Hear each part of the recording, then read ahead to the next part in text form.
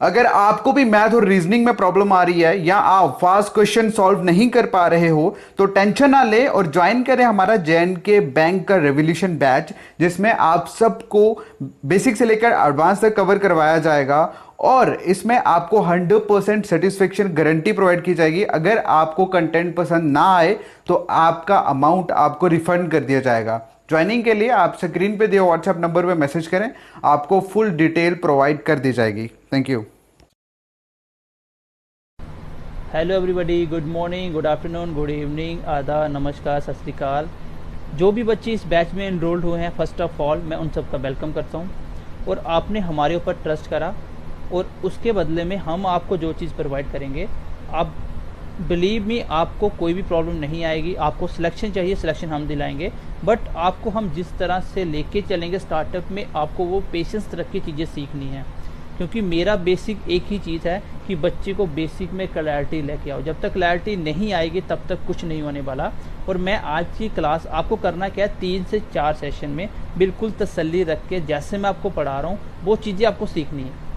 इसके बाद आपकी चीज़ें इतनी स्मूथली चलेंगी और आपको चीज़ें अच्छे से समझ आएंगी, आपकी स्पीड होगी, वो अपने आप हो जाएगा। बट मैं आपको कुछ चीज़ों में सही करना चाहता हूँ जो आप करते आ रहे हो और उसको करना कैसे है। बेसिक कैलकुलेशन मेरा सबसे मोटिव होता है। मैं जब भी, चाहे वो बैंकिंग की SSC, चाहे वो स्टेट PCS, किसी भी मैथमेटिक्स की क्लास लेता हूँ, तो मैं ये मान के चलता हूँ कि आपको कैलकुलेशन बेसिक नहीं आती, उसको मैं पहले सिखाना लाइक करता हूँ। क्योंकि उसको करने के बाद मुझे प्रॉब्लम नहीं आती पढ़ाने में। जब मैं चीज़ों को फास्ट करता हूँ वो डेफिनेटली आपके दिमाग में चली जाएंगी, क्योंकि आपको वो तरीका पता होगा। एक्चुअली आप करते कैसे हो ये मुझे पता नहीं है। अगर आप इन चीज़ों को, जब मैं आपको बता रहा हूँ, आपको ये चीज़ें फॉलो करनी है, ठीक है। आपको प्रैक्टिस करनी है, जो हम प्रोवाइड करेंगे। 1 हफ्ते तक थोड़ा सा पेशेंस रखना, आपको हर एक चीज़ मिलेगी, आपको अपने आप सेटिस्फेक्शन मिलेगा। आपको पता चलेगा कि एक्चुअल में चीज़ें कैसे पढ़ी जाती हैं, किस तरह से रिजल्ट आता है। और जिन बच्चों को ये लगता है कि जिनका मैथ्स वीक है, वो बिल्कुल भी टेंशन ना लें। मैं आपको बेसिक 0 से लेके चल रहा हूँ, तो टेंशन नहीं लेनी है। और उसके बाद जो हमने यूट्यूब पे आपको क्वाड्रेटिक इक्वेशन प्लस एवरेज करवाया है, उसको मैं वहीं पे कंप्लीट करूंगा, आपको वहीं से पढ़ना है। और जो बची हुई सेशन वो भी वहीं पे मिलेंगी, प्लस मैं नए चैप्टर से शुरुआत करूंगा। उससे पहले जो बेसिक क्लास होती है वो मैं आपको 3-4 सेशन प्रोवाइड करूंगा। तो एक छोटी सी रिक्वेस्ट है, बस आपको उसको फॉलो करना है। मैं आपको जो चीज़ बोलूँगा वो आप करना, फिर आप देखोगे 1 हफ्ते के बाद रिजल्ट क्या होते हैं, ठीक है। और आपको बिल्कुल भी निराशा नहीं होगी। आपको सिलेक्शन चाहिए, वो आपको हम करवाएंगे। आपने अभी तक अगर कोचिंग ली है, कहाँ कहाँ कैसे ली है हमें नहीं पता, हमें सिर्फ इतना आता है कि बच्चे को सिलेक्शन दिलाओ, उसको मेहनत करवा के। मेहनत आपको करनी है, गाइडलाइन हमारी होगी, उसमें कोई प्रॉब्लम नहीं आएगी। जितनी हम प्रैक्टिस करवाएंगे वो करो, एक्स्ट्रा भी हम आपको प्रोवाइड करवाएंगे। बस आपको मेहनत करनी है और इसके बिना कोई ऑप्शन नहीं है। बिना मेहनत कुछ नहीं होगा, ठीक है। तो सबसे पहले चलिए आज की क्लास में आपकी स्टार्ट करता हूँ। तो पहले बेसिक चीज़ें समझना जो मैं आपको समझाना चाहता हूँ। चलो मैं बेसिक चीज़ समझा रहा हूँ, इसको ध्यान से समझना, ठीक है। फर्स्टली मैं बताऊं कि आप चीज़ों को एडिशन कैसे करते हो, क्योंकि स्पीड मैटर करती है। स्पीड कैसे आती है वो भी आप धीरे धीरे सीख जाओगे। मैंने आपको सम ऑफ डिजिट बताया था, जो एक ही क्लास हुई थी। पहले तो हम उसको भी ख़त्म करेंगे, उसके बाद चीज़ें स्टार्ट करेंगे। क्योंकि जब आपके पास स्पीड कैलकुलेशन करने के मेथड होंगे तो आपको बिल्कुल प्रॉब्लम नहीं आएगी। सबसे पहले आपको मैं सिखा रहा हूँ एडिशन कैसे करना है। ये छोटी छोटी चीज़ें हैं, पहले इसको सीख लेना, क्योंकि कुछ बच्चों को आता होगा, कुछ को नहीं आता होगा। बट करना कैसे, अगर आप इस तरीके से कर रहे हो तो अच्छी बात है, नहीं कर रहे तो इसको फॉलो करो। अब मैं बोलता हूँ 27 + 53, इन दोनों को ऐड करो। सब बच्चों का करने का तरीका क्या है, 7 और 3 10, कैरी चला गया 1, 5 और 2 7 और 1 कितना हो गया 8। बट मैं आपको बोलूँगा आपको आज के बाद ऐसे फॉलो नहीं करना है, ठीक है। आपको एडिशन कैसे करना है, आपको क्या करना है, जैसे मैं आपको एक चीज़ समझा रहा हूँ, आप लिख लो 27। अगर मैं आपसे एक बात बोलूँ कि आप मुझे बताओ कि इस 27 के अंदर 10 रुपीज़ नोट कितने होंगे, इस 27 के अंदर 10 रुपीज़ नोट कितने हो सकते हैं मैक्सिमम। तो गाइज अगर मैं 3 नोट लेता हूँ तो वो 30 रुपये बन जाएंगे। क्योंकि आपको कुछ चीज़ें सीखनी है ना, तो बिल्कुल उस तरीके से सीखो जो आप डेली लाइफ रूटीन में आप चीज़ों को यूज़ कर रहे हो, उस तरीके से करोगे, चीज़ें अपने आप क्लैरिटी आएगी, स्पीड आएगी आपकी। अब मैं इस 27 के अंदर बोलूँ तो आप मुझे बताओ, एक और 27 में 10 की नोट कितनी है, तो मैक्सिमम आप बोलोगे 2, तो यहाँ पे 2 ही लिखा हुआ था।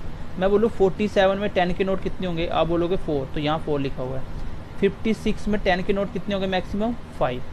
तो गाइज एक चीज़ आपको पता चल गई कि जब भी आपको टेंस प्लेस पे कोई नंबर मिलेगा, टेंस प्लेस, ये वंस प्लेस और ये टेंस, तो आपको उस नंबर पे जो भी लिखा हो वो क्या होगा, नंबर ऑफ 10 काउंट करने हैं। अब मैं आपको बोलूँ कि नंबर ऑफ 10 आपके पास 7 नोट है, कितने रुपीज़ होंगे, तो ये बच्चा भी बताएगा कि 70 रुपीज़ होंगे। ठीक है, ये क्लियर होगी बात।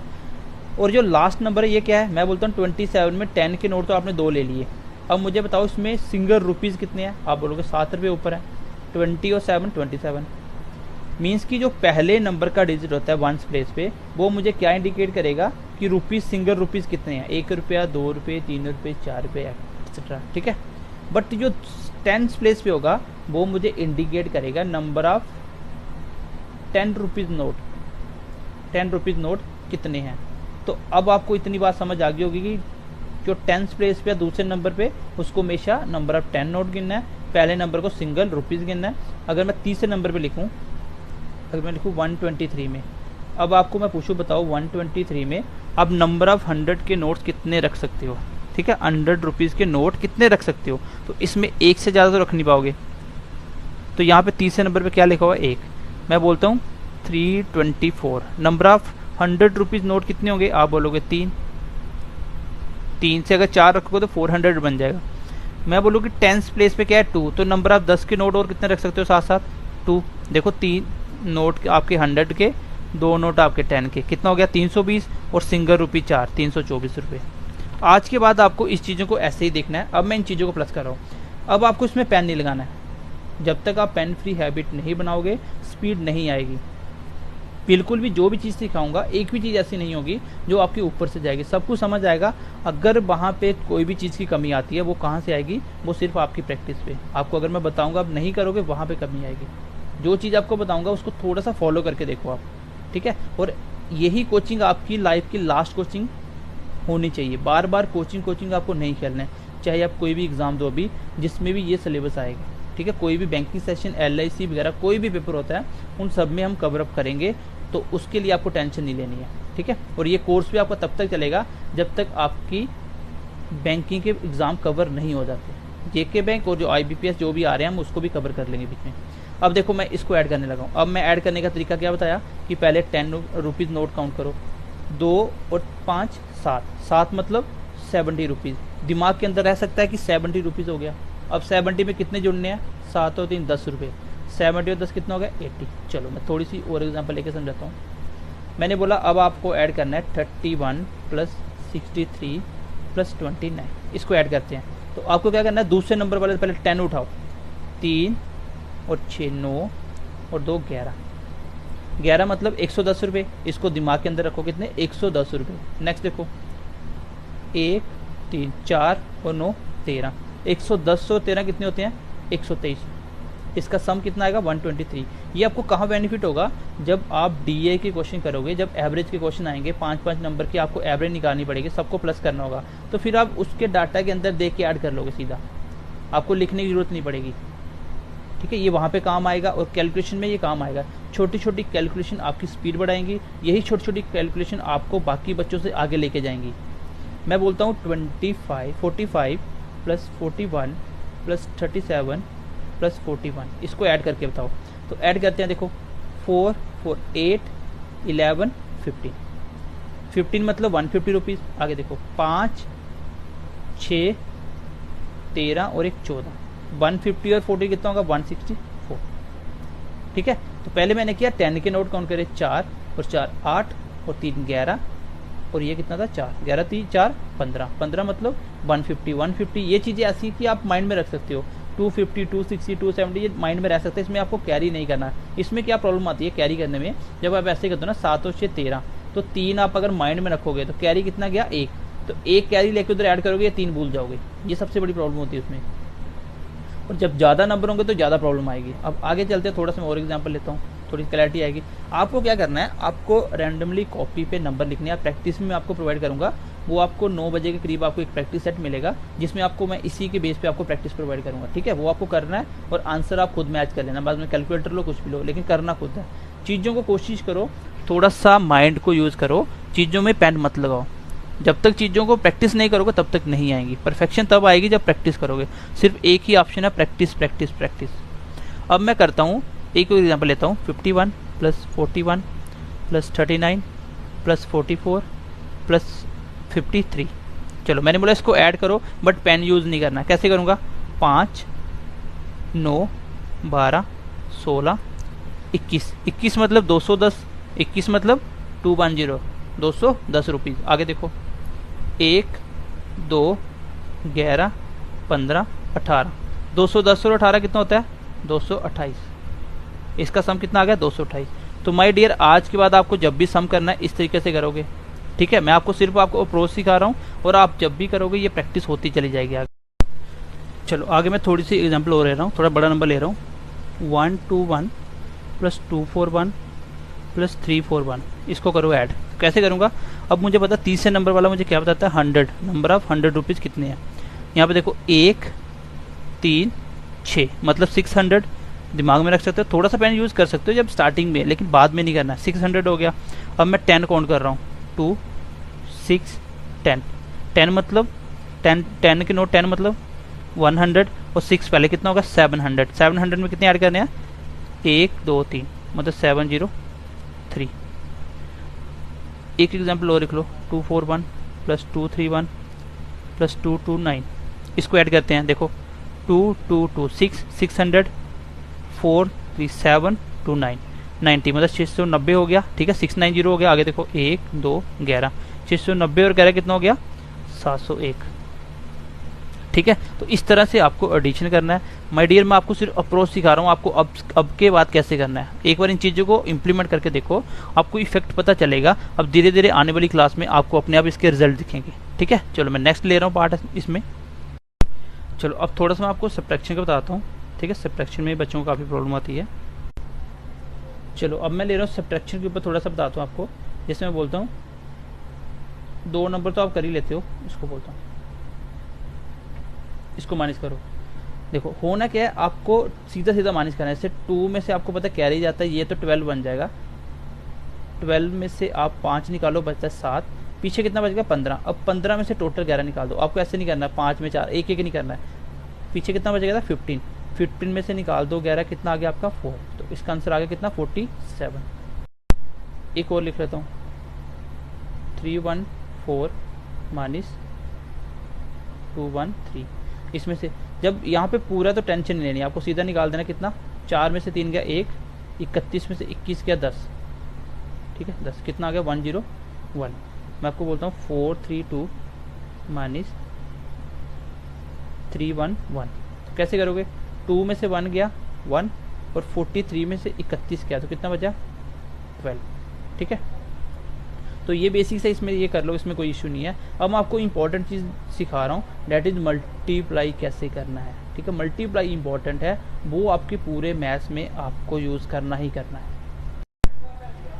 ठीक है। मल्टीप्लाई कैसे यूज़ करना आपको, ये इंपॉर्टेंट है, इसको ध्यान से समझना। मल्टीप्लाई सिखा रहा हूँ आपको, ये मैं आपको सिर्फ अप्रोच सिखा रहा हूँ। प्रैक्टिस आपको करनी है, मैं आपको करवाऊँगा प्रैक्टिस, ये पूरे मैथ्स में ये होगी, बट आपको इसी तरीके से अप्रोच करना भी आगे चीज़ें आने वाले टाइम। अब आपको पहली बात मैं आपको बताता हूँ, आपको 1 से लेके 30 तक के टेबल आने चाहिए। इसका फ़ायदा क्या होगा? दूसरा, आपको 1 से लेके 30 तक के स्क्वायर आने चाहिए। तीसरा, आपको 1 से लेके 20 तक के क्यूब आने चाहिए। ये मैं अगली क्लास में आपको लिखवा दूंगा, और साथ साथ थोड़ा लर्न भी करवाऊंगा।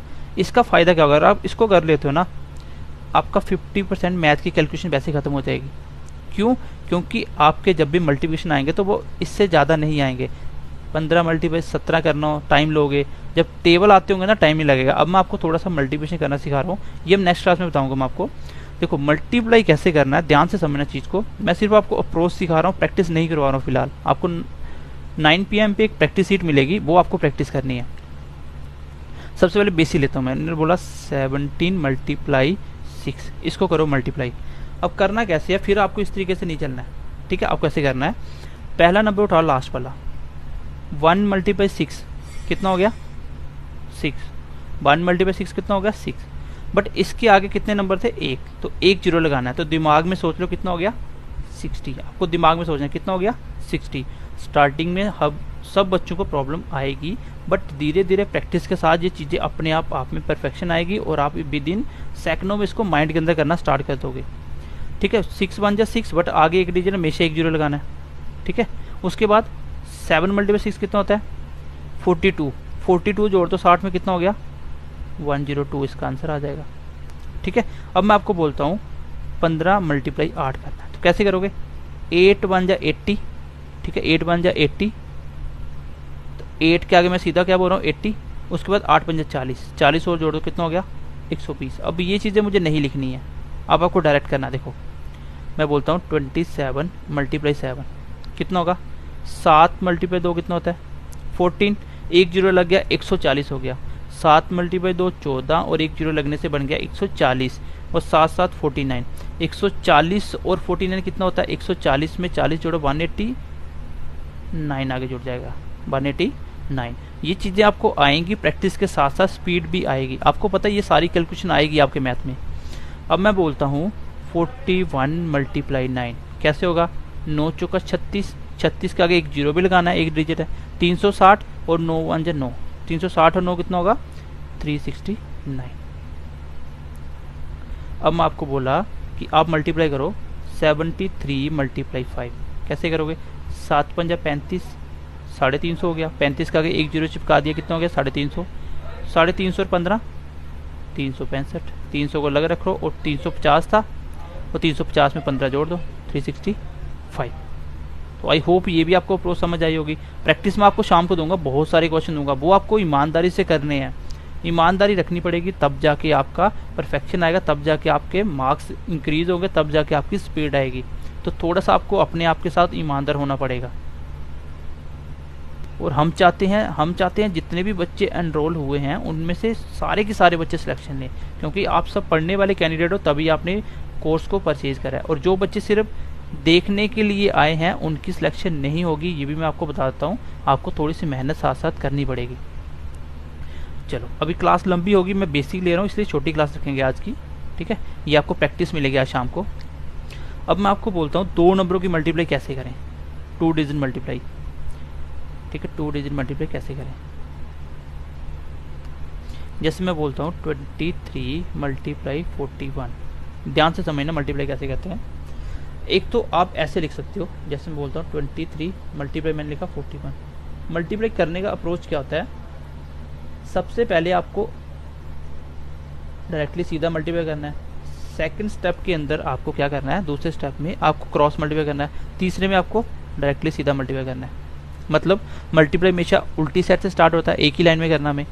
सबसे पहले हमने करा 3 1 जा 3 हो गया, सामने सामने कुछ भी कैरी नहीं गया। चलो उसके बाद क्या बोला मैंने, क्रॉस 2 1 जा 2, 4 3 जा 12, 2 और 12 कितना होता है 2 और 12 होता है 14, और कैरी था नहीं था, 14 का कैरी चला गया 1। फिर उसके बाद ये भी हो गया, आगे देखो डायरेक्टली 2 1 2 4 या 8 और एक ये कितना हो गया 9।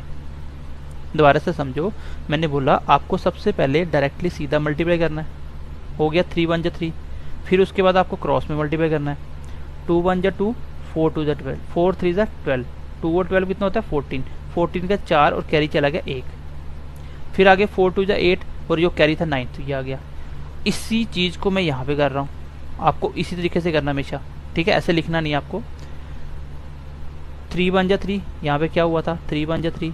आपको क्या करना है, पहले लास्ट का लास्ट से मल्टीप्लाई करना है। किसी भी नंबर का अगर आपको लास्ट डिजिट निकालना हो ना, इसका लास्ट आंसर क्या आएगा, तो मुझे पता है 3 1 जा 3 लास्ट में 3 आएगा। देखो सीन ही था, 3 1 जा 3, कुछ भी कैरी नहीं गया।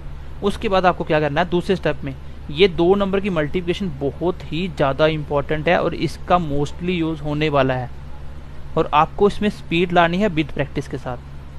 अब देखो, आपको पहले नंबर को लास्ट से स्टार्ट करना है, और ट्रिक भी मैं आपको बताऊंगा, बट ये बेसिक जो हर जगह ये इम्प्लीमेंट होगी। ट्रिक भी आपको बताएंगे जब सिंप्लीफिकेशन कराएंगे, सिंप्लीफिकेशन में आपको ट्रिक वगैरह सब कुछ सिखाएंगे। ठीक है, पहले बाहर का बाहर, दूसरे स्टेप में क्या करना, बाहर का बाहर के साथ 2 × 1 2, फिर अंदर का अंदर 4 3 जा 12, 12 और 2 कितना होगा 14, तो पहले कैरी कुछ नहीं था 14, तो कैरी चला गया 1। फिर पहले का पहले के साथ 4 2 जा 8 और 1 9। ठीक है, तो क्या करना है आपको, इसी स्टेप को मैंने यहाँ पे शॉर्टकट में सीधे एक लाइन में किया। ये इंपॉर्टेंट है, इसके ऊपर बहुत सारी प्रैक्टिस करनी पड़ेगी आपको। खुद से क्वेश्चन लिखो, कॉपी पे लिखो, बाद में मल्टीप्लाई करो, हो जाएगा, अपने आप स्पीड आएगी आपकी। बट आपको ये चीज़ें करनी पड़ेंगी। क्या बोला मैंने, जैसे एक और एग्जांपल लेते हैं। तो क्या करना है, पहले लास्ट का लास्ट, किसी भी नंबर का कोई बोलेगा ना लास्ट डिजिट निकालो। जैसे मैं बोल दूं 2 3 4 मल्टीप्लाई 5 1 3 2, इसका आंसर क्या होगा, तो इसका लास्ट डिजिट निकाल सकता हूँ कितना, 4 2 या 8। इसका आंसर जो भी होगा उसके लास्ट में 8 होगा। फिर अगर आपको यूनिट प्लेस से आगे चल के टेंस